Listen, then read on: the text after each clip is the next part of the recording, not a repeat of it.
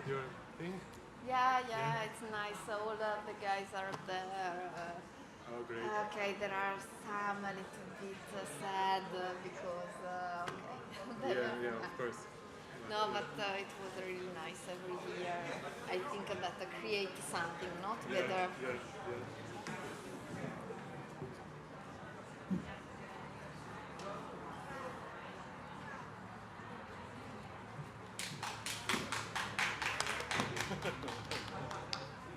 Io applaudo.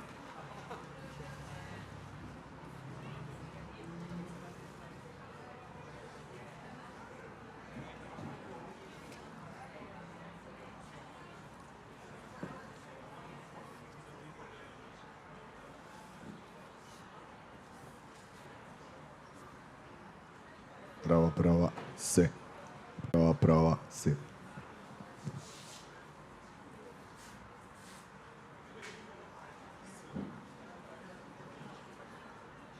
Sì, infatti.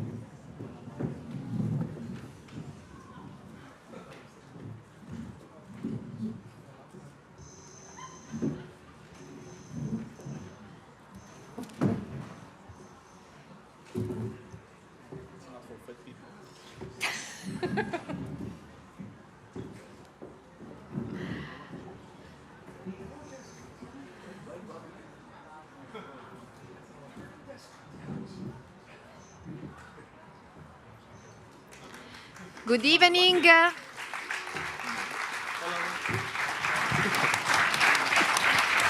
are really happy to be here for the Q&A of Do Not Expect Too Much from the End of the World.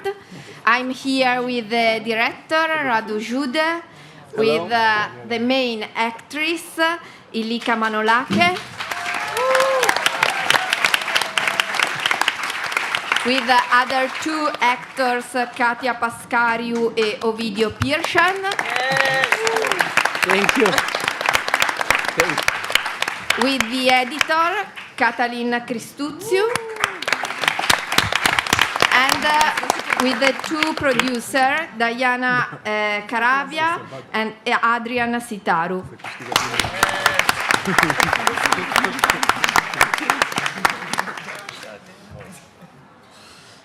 Okay, we start from the end this time because I think that this movie is composed by two parts. I think that you have a lot of questions about the movie, but I want to start with this second part, this long shot, how he was created. I think that till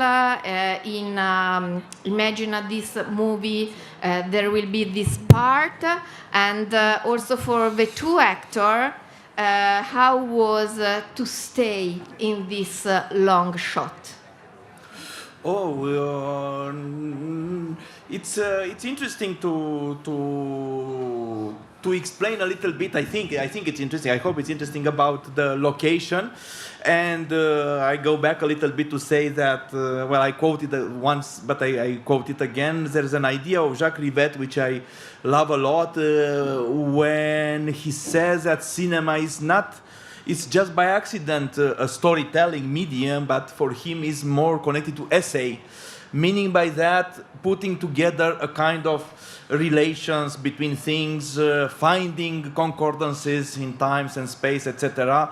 And he calls that an essay. Maybe it's not the perfect definition of what we understand today by essay, but I really believe in that. And when we search for locations, the first one we saw was that one, which has, like you saw in the shot, in the right part, it's an old building, an old factory from the 20s or 30s, so before the communism. In front of, in the back, it's a new construction which resembles exactly the block of flats that were done during the communist time. More in the right, there's a villa, like a nouveau riche type of villa, and in the right is a real bunker. So when I saw this location, I didn't want to see more because I think it's impossible to find the perfect way. So then I just put the people there in front, and before that I imagined the scene to be much more choreographed, so to speak. And I think the actors remember that just 1 or 2 days before, I had this decision to just keep the main characters in the frame for a longer time, and for the disappointment of many actors, which I apologize from afar, to keep the others behind the camera where they could just read their lines from the paper. And that created a very easy film to do. Actually, we finished it earlier than we thought. And I think that's, of course, an inspiration from early cinema, from silent cinema, but also from Andy Warhol. Because Warhol, as you know, when he started to make his sound films, he would just put a roll film. He always said, when he was asked, is cinema difficult? He said, no, cinema is very easy. You put a roll of film into a camera, the motor takes over, and then when the roll is out, you have a film. So in a way, was my desire to capture, apart from what is in the story, etc., this kind of spirit of Warhol and of early cinema, where things were somehow easy to do, and just the energy of it, and the desire to do it, and let the camera doing, like your colleague is filming us now. It was the same thing, actually. So she's creating now a film maybe better than we were able to do. It was the same thing. And for the actors, now you have to answer. Ovidiu. She asked how difficult was to do that long shot. Cât de dificil a fost să faci cadrul ăla lung, partea a doua. Am încercat să-l iau ca atare și n-a fost foarte dificil. He took it for granted and it wasn't very difficult. A fost ușor. It was easy, he said. Actually, he's not an actor. Ovidiu is a person that, because of an accident, is in a wheelchair. And I wanted to work for these characters with people in this situation. In order, I don't know, I would feel bad to have actors to play like that. So he's in an association, and he really wanted to do the film, and then he learned the text very well, and I really think he's a great actor. And Thank you very much. Thank you very much. And for Ilinca, I don't know. For me, it wasn't different from the other scenes I had in the movie. It was the same, like concentration, to stay focused there and not to get distracted, and maybe to help if something happens, to react to what happens. But I think I did that. I discovered today during the press conference that really Ilika has an avatar, and that this is really interesting because I'm thinking, okay, this Bobika, it really created from the mind of Radu Jude, but it's a connection Yes. between these two different spirits. So why? it's her creation, it's true. No, it's my creation, but you elevated it, like you put it in a context. I was doing it like from my need to socially comment this toxic attitude that we face a lot. Yeah, but a friend of mine says, when he says, well, I'm disturbed by these videos, and I said, well, but she's criticizing. And he said, but she's enjoying it too much in doing them. Yeah, because probably I was feeling so empowered that I had this idea to do that maybe I was enjoying. Yeah. You don't have to apologize. Really. Yeah. Thank you. They should apologize. It should be disturbing. Yeah. I think this is Yeah. your point, right? For sure. Yeah. And it's strange because this avatar, it's something really out of context, no? Apparently in the movie, and it's something really against, no, the society. At the meantime, the free time of this character, your character, she spend her free time to do that, no, to create other work in his life. Yeah, somehow I think she recycles what is happening in her life through this TikToks and through this commentary that she does, because she's also a victim. It's not a victim, but she's living in this society that it's overwhelming. So she unleashes the fury in this avatar. Textbook What? feminism. I don't know. No, but what I found interesting since I saw that was two things. The first, it was that this criticizing, as Ilinca says, comes not only with the pleasure of doing that, but with creating something which is on the edge. And this is how the comparison with Charlie Hebdo appeared in one dialogue, because I think really it's exactly that, pushing the stupid things to the limit. You can see how stupid they are, like her rant with these Putinist phrases against Zelensky being a dirty Jew, etc. All these things show how stupid Putinists are into believing these kind of things by exaggerating them, and the same with all the other stupid things. And I think that's the principle of caricature.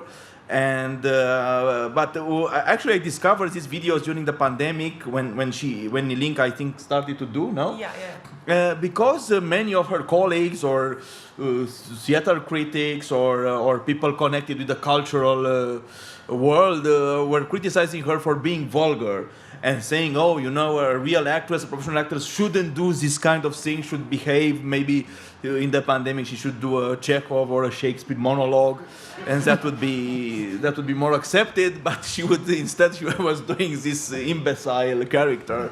And actually we did one with the audience here that we are going to post on Instagram. If you follow our Instagram page, do not expect much from the end of the world. You will see about yourselves. It's already posted, I think, if, I don't know. Now, maybe you can post it now so they can. We go on with that. And, I think that there were really an exchange, no, to create this character, and also the dress. It's really important in this movie. And I read in the title that Radu, you choose it. Yes, I did. I did the costumes myself. Meaning by that I invited the actors to come with their own clothes. Not only to come with their own clothes, but to choose for the characters what they think. And you chose absolutely marvelous. No, you changed. I came differently dressed. Yeah, but I came in pants, and you asked for me for a skirt. Well, maybe it was a mistake, and I apologize publicly. No, actually, I think there are parts of the film that's I think a very serious discussion now. Jokes aside, that usually film industry, film creation, film making is very much related with control. Control either, I don't know, in the United States or in commercial cinema by the producer or by the financiers, or in other cinema the control by the filmmaker. And you can even read reviews where critics are praising a certain filmmaker and say, oh, he controlled, or he or she controlled the film for until the last millimeter. And I didn't want to control very much of the film, so I wanted to have to have a frame, to have a structure, and then inside this structure and inside this frame to accept the chaotic elements from outside. And actually that dress of her, I just found it thrown away in a place for costumes in the production company's office, and I took it and I gave it to, we made a test with it, and we liked it, but of course it was not appropriate. Because you would say, well, someone who's working shouldn't wear something like that. And after a few discussions and so we said, but why not? Why someone should be dressed exactly like you are supposed to do? Why a creation of a character?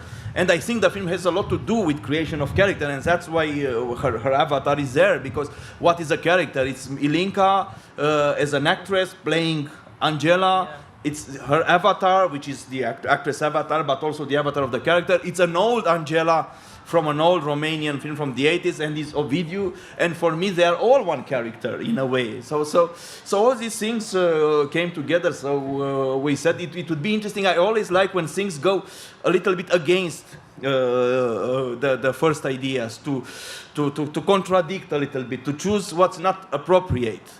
To choose, you know, like bad actors instead of good actors, to choose, you know,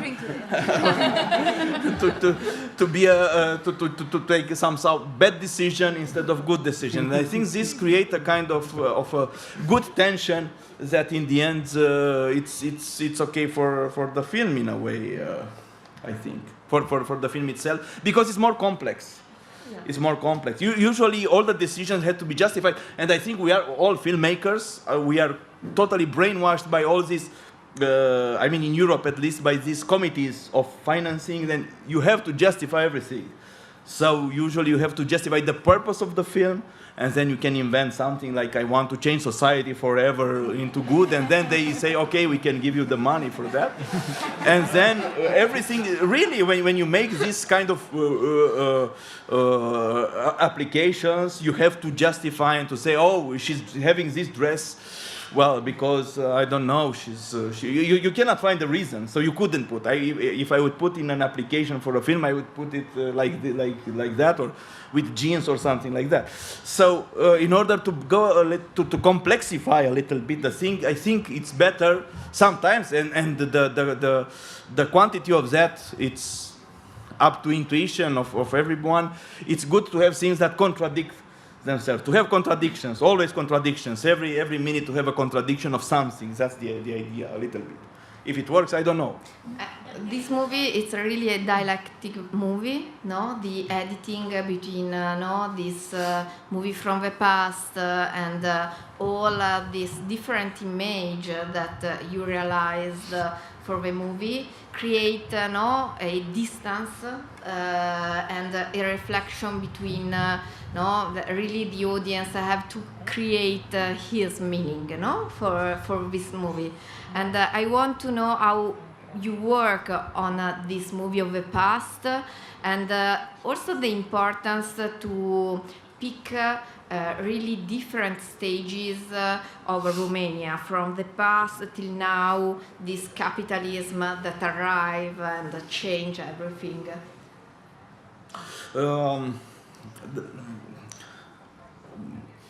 I would start by saying that the film has more topics, more subjects, more themes, so to speak. It's very difficult. I really find difficult. I have a big difficulty in resuming it, in explaining what it is about. When someone tells me, "Okay, what's your film about?"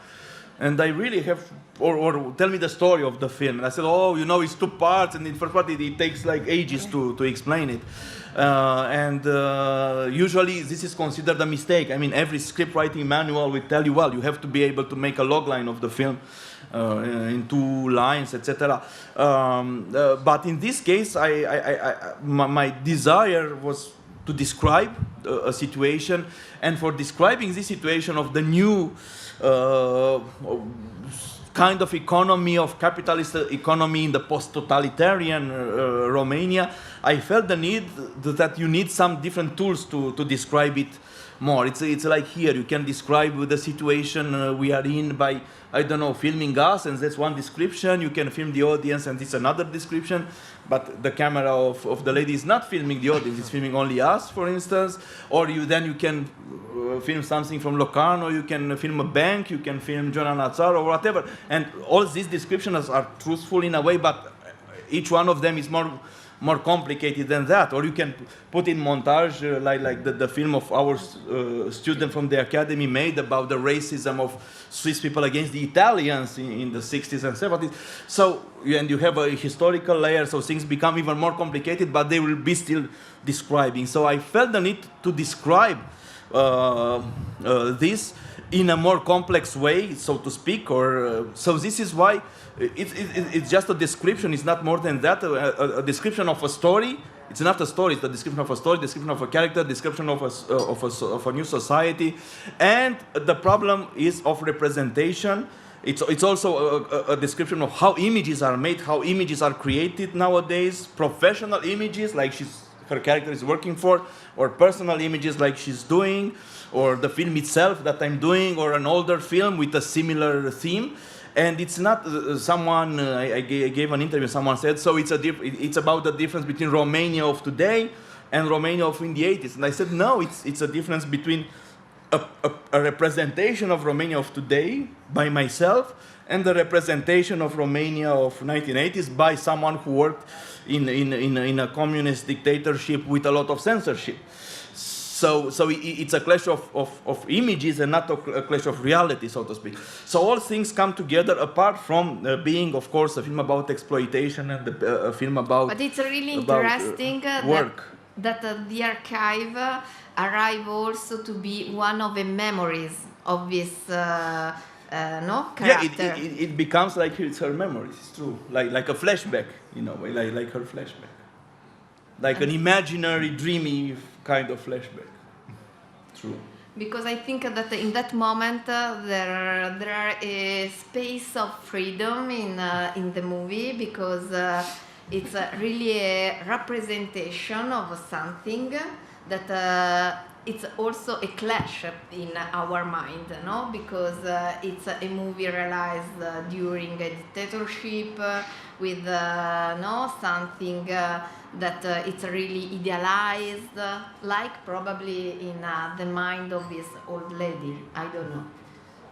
I think you can interpret it in many ways, and this it is a little bit. It's very difficult for me to speak about each element or each part of the film, because if you view it like a collage in visual arts, then it's difficult when you see a collage to speak about each element. And I think the altogether thing is much more important than each part, because sometimes people say, oh, I didn't understand why is this part from the old film put together with this new part, but sometimes it's very unclear for me. It's a bit chaotic. It's a bit created by the hazard in a way. It's by accident, if you want. So it's not very controlled. The film, not even for myself, and I like this because for me, as you say these things about like it's her flashbacks, and I think, wow, there's something there that I didn't think about.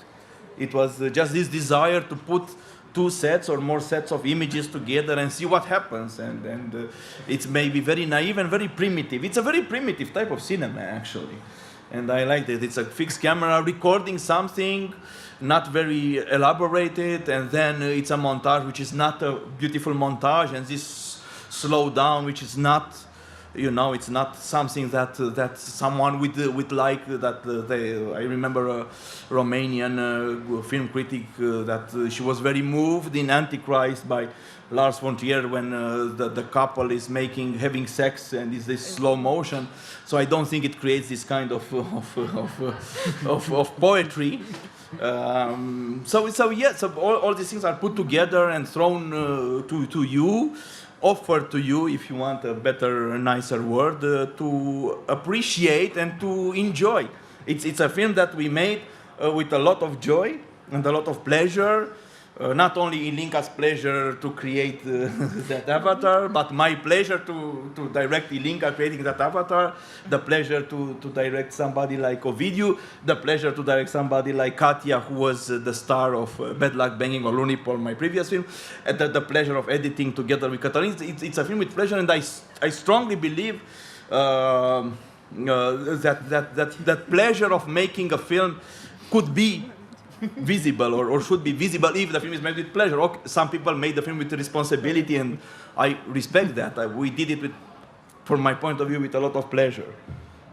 We love your pleasure, but I have a question also for the producer, because let this freedom to a director, it's not so easy, and so I want to say something from your side. Yeah. So why did you put this question? No, I know Radu from the film school, and we were classmates, so I know all his tricks. So it was very easy to control him and to feel like a pleasure doing a film. But I controlled actually. No, I'm joking.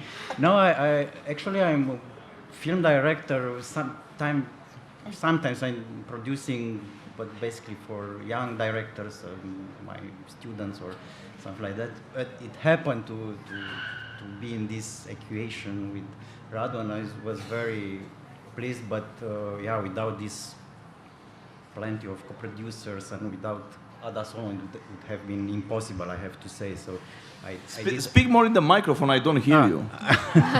Sorry. Yeah. Okay. So I know you very well. No, it was very nice, and I did everything from my bottom of my heart, and it was a pleasure. I would add something, well, because I think it's very important to work with people that understand what you do, and of course Ada Solomon is someone like that. We work together a lot, and also with Adrian was very easy to work because he's a filmmaker as well, a very good filmmaker himself, and is someone who understands what you want to do, and you know, it's not like we have actually that's interesting because now you mentioned that thing with the producer, and I think we have to say something against them because one of the things that is destroying European cinema, not to mention Hollywood because it's something else I don't know it, or you know, Netflix or something like that, is this kind of producers that despite the fact that their thing is to produce the film with public funding from other places, impose their will on the filmmakers like it would be their own money. It happens sometimes in Romania for many people, more and more actually it happens in other countries, and I think that's absolutely disgusting because, I mean, if you want to play the David O. Selznick game, then do it with your own money, not with public funding. It's the same in theater with directors of theaters, managers of theaters that impose their taste on which plays are made, etc. And I was very lucky and very happy that I never worked with this kind of producers. And not only Ada and Adriana like that, but Paul Tilges is an amazing producer from Luxembourg, and I'm very grateful to him and to Mish for their support. Also Jamal Zainal Zade from Switzerland, and Roald Amundsen from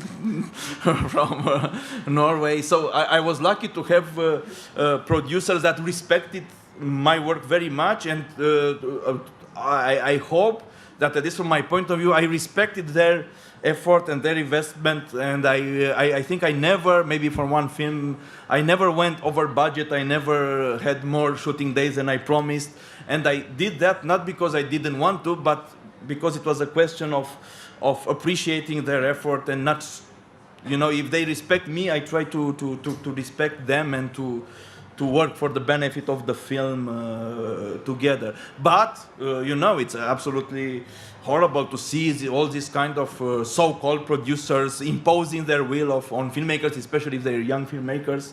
And I think it's I mean, okay, do it on your own money if you want to do it. It's fine. Sorry.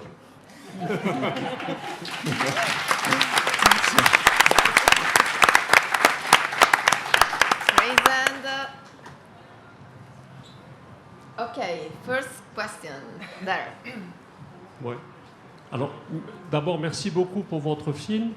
Il y a deux choses qui m'ont préoccupé. La première, c'est que vous dénoncez une forme de manipulation nouvelle par l'information qui prend du temps pour être expliquée, et d'ailleurs la longueur du film aussi.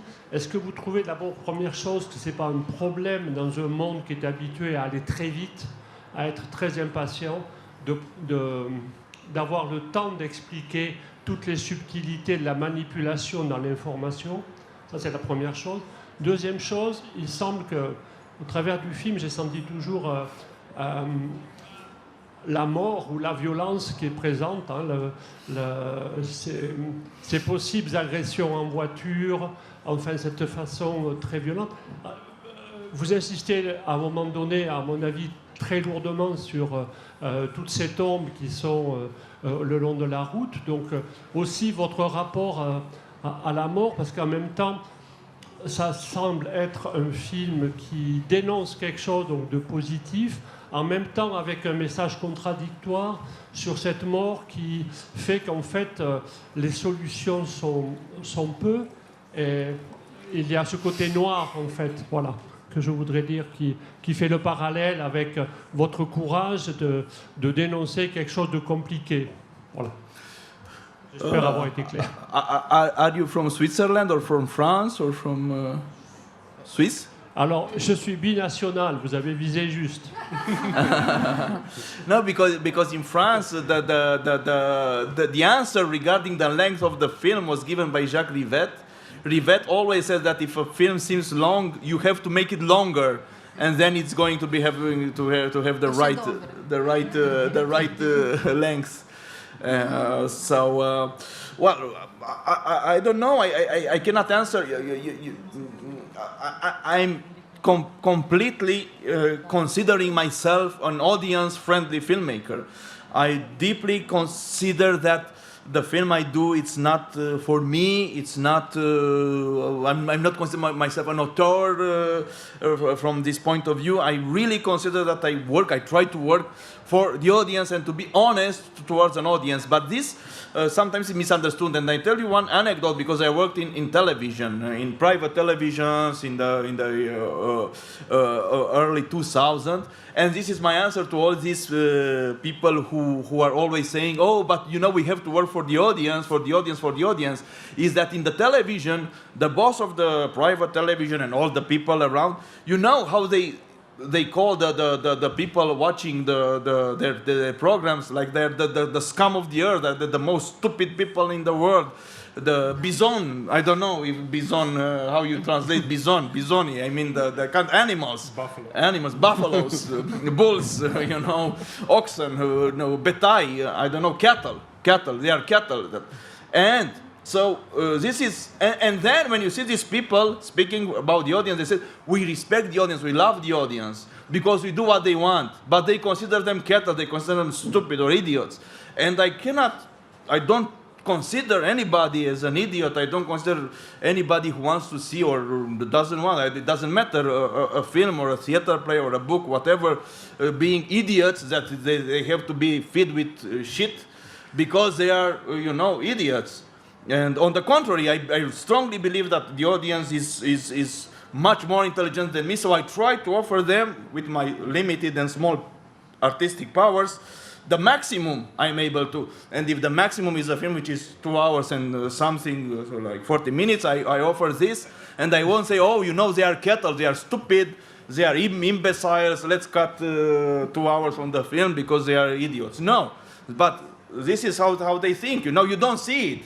You see them only speaking, oh, we respect the audience so much, we love them, we offer them what they want. If they want a Barbie movie, you offer a Barbie movie. But behind that, they just consider them, like cattle. They offer them what they want. So no, that's my answer to this. Now regarding death, that's I think a very good question, because it's true that the film, despite the social themes and despite the social political things in it, it's also, I consider it a metaphysical film in a way, and I consider that all this, as I said, the film is very descriptive, and this description wouldn't be complete, in my opinion, if it wouldn't be put in the context of the biggest problem, or the bigger problem, which is death. Of course, death sometimes linked, because as I said, my film is inspired by real events, and one of the events, which was a production driver like Ilinka, forced to drive a lot until it was a boy, he died out of falling asleep at the wheel. And in the same time, I feel that it's always this shadow of death around the film, because it's around us all the time. And I imagine that if I didn't make the character of Ilinka die at the end, because I considered at some point to do it exactly like in reality, to have her die at the end, and I couldn't let myself do that to someone like Ilinka. But you can see Ovidiu like a kind of a possibility of Ilinka for the next day or for the next week or something like that. So I think, I think this metaphysical feeling, if I can phrase it like that, this connection with death is there all the time. But I don't think that's pessimism, as you said. I just think it's part of the description, as I said before. Next question here. Thank you very much for this funny, extraordinary film. I think I learned a lot about Romania. And Radu, when you say that this movie is not controlled, in terms of the rain, in this almost last shooting scene, did you expect raining? And if not, when it happened, did you direct the actors? They were supposed to be spontaneous. How was it? I expected the rain because it was in the forecast. No, but we were waiting for the rain. We were supposed to film as many days as it is needed until it rained. No, it rained, but I think that's we go back to Griffith in a way, and Griffith at the end of his life, after how many movies he did, I don't know, and I'm not speaking about his racist film, Birth of a Nation. I think he's a great filmmaker, period. He's a great filmmaker despite the shameful Birth of a Nation. But Griffith, at the end of his life, he said, well, cinema is good only for showing how the leaves move in a tree. And I believe that in a way he's right. I think because one of the power of cinema is to record movement, of course. Bresson, then, he says this in his diaries, it's a pleasure to see things moving, like to seeing birds flying, to see a wind in a tree, it's a pleasure to see things moving. And I think this is the pleasure that cinema offers. It's too modest, maybe, but it's enough for me. Also, so to see rain, it's if I can add something, we weren't waiting necessarily for rain, but we knew that it would rain. But although Radu says a lot of bad things about the actors he works with, actually... No. Yes, you do. No.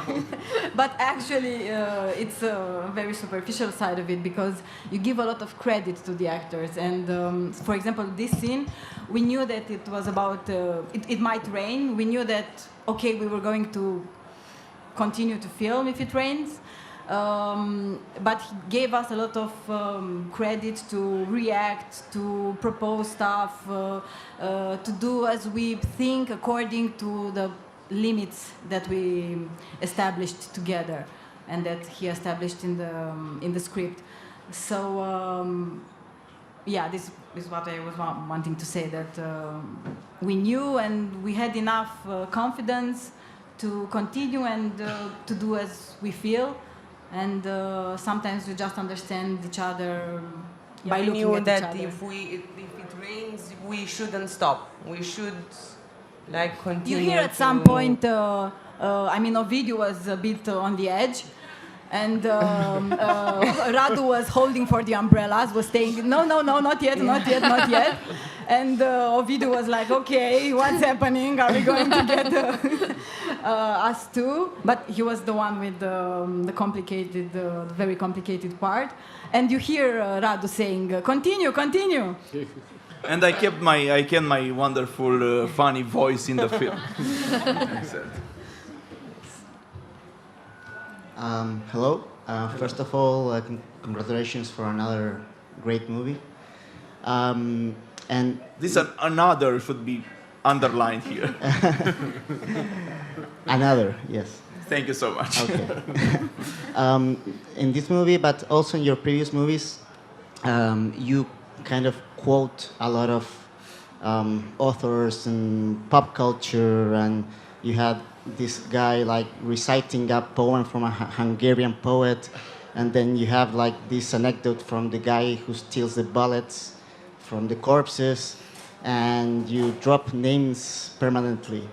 How you come up with all of this, how you put it together, and are you not concerned that the audience might miss something if they don't get the references? It's not a complaint, by the way, it's a question. Well, I start with the ending. I don't think is any problem if someone misses a reference, because if I put them in the credits, someone asked me before, isn't it too highbrow to put these sources of quotations? And I said, well, I put it because, it's not mine, so I think it's honest to show where you stolen from. And where the quotations come from. But I think this is how I'm functioning. This is how I'm thinking. I need to feed myself from other things, from what happens around, from the life, but also from books, from films, from paintings, from whatever. And I take notes all the time. I save them. When I do a film, I choose what I think is fit for the film from them. And but the definite answer to that, I think, was given by Godard. Since we are in Switzerland, I think it's impossible not to mention Godard. When he was accused for the film Nouvelle Vague, with the film with Alain Delon, and the dialogues are all quotations, And actually, it's a very, very funny film, because if you look carefully, you can see that Alain Delon, sorry, Alain Delon doesn't understand what he's saying, you know. So he's saying very complicated quotations, and his eyes are lost. Like that doesn't matter. But and Godard was asked if exactly like you said, what's this thing with quotation, and why he didn't write his dialogues himself. And he said, but you know, I didn't create the actors, I didn't create the cars that appear in the film, I didn't create the buildings, I didn't create the trees I'm filming. Why should I create the dialogues? And I think that's a definite answer into that. You know, it's... and I strongly believe that one of the power of cinema is to put things together. The creativity, because we are in an age where everybody speaks of creativity. I think creativity in cinema, if it exists, is not the kind of the same creativity for a writer or for other artists. It's more of, you have to always to juxtapose things. You juxtapose the camera with an actress, with another actress, with some sounds, with some music, with some text, etc. And that, so it's always a montage work. It's always a juxtaposition of things work more than a creation ex nihilo, so to speak. So I strongly believe that, and I try to put things together, to bring things together. That's why I said it's a kind of collage. It's where you put one thing and then another and then another, and you create something. If it's good or bad, not for me to say. Last question. Last but one, because it's another gentleman there. Okay. And they were in the same time, raising the hands. Okay. Firstly, as someone from America, the problem with producers is as prevalent there as it is here. But my question was having the sequence of graves be in color related to having the rest of the film that takes place in modern times be in black and white, or I guess in a more broad question, how did the use of color affect the film's message and creation and all that? Well, the scene with the crosses you mentioned. Well, yeah, it's another type of film. That, technically speaking, that scene with the crosses is a documentary, a silent documentary. So it's another kind of film than the rest of the film. So I wanted to emphasize it's shot digitally, very digitally with cheap cameras, and like a documentary. And the 1981 film by Lucian Brato is in color. So at some point I thought, how do we make the film to not confuse the viewers? And then I said, why not making black and white? And after that, discussing with the DOP, Marius Panduru, who's a great DOP, he proposed, let's shoot it in 16mm black and white. And we test 16mm black and white, and actually we even pushed 2 stops in the lab. So it was very practical. It was practical decision. It's not very artistical. Nothing is artistical. We needed black and white not to look like color, and then the second part to look like a regular shooting of today, which is in a kind of this 2K or 4K cameras, and then this small documentary inside the film, this scene with the crosses, I wanted to be a different kind of thing from the other. So it's out of a necessity, so to speak. And the gentleman. Der letzte Mann. Yes, thank you for this wonderful film. Actually, it was also very entertaining. The 2.5 hours didn't feel like 2.5 hours. But my question really is, it seems to me that there are many details in this movie which are understandable for native Romanians, but not for non-Romanians, let's say. When you made your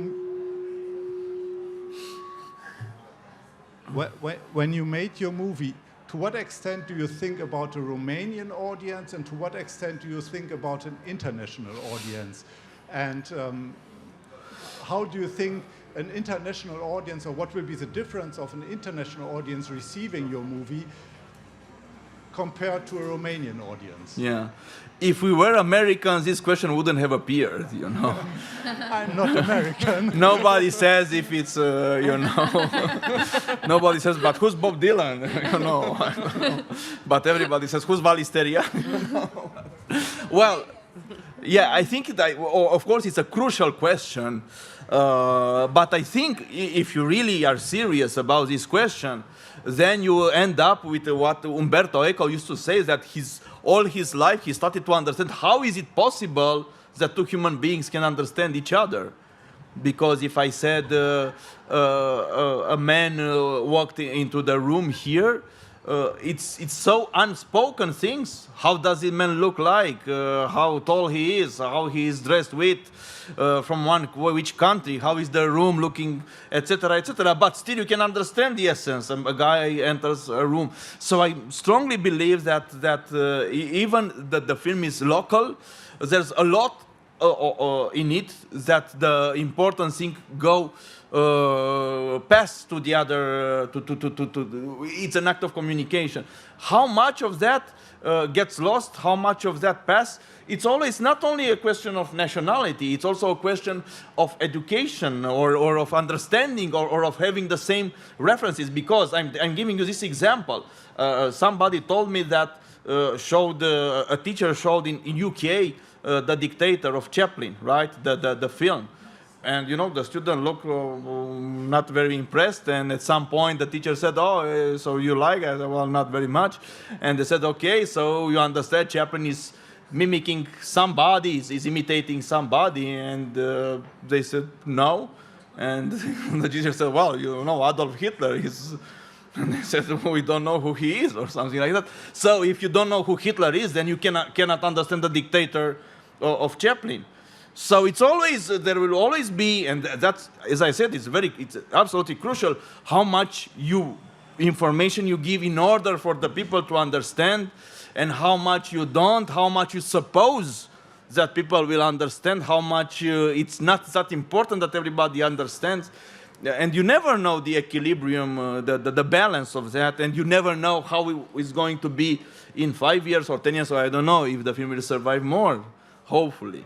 So I don't know the answer to this. For instance, you know, there is a film of Hu Xiaoshan, which I totally appreciate. I like it very much. It's called A City of Sadness. And then I saw it, and then I read an interview or a review or from the region, from Taiwan, of someone who praised the film because it has I don't know how many dialects of Chinese language in it.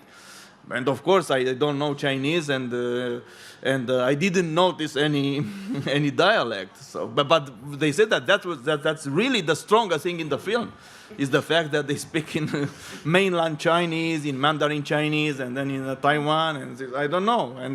But I still think it's a great film without understanding these differences. But the problem stays, and I don't know the answer to that. Thank you. Thank you, everyone.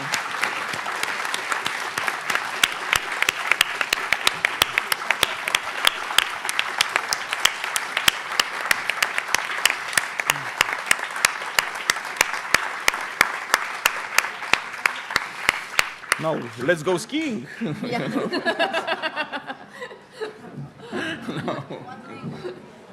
Huh? Yes.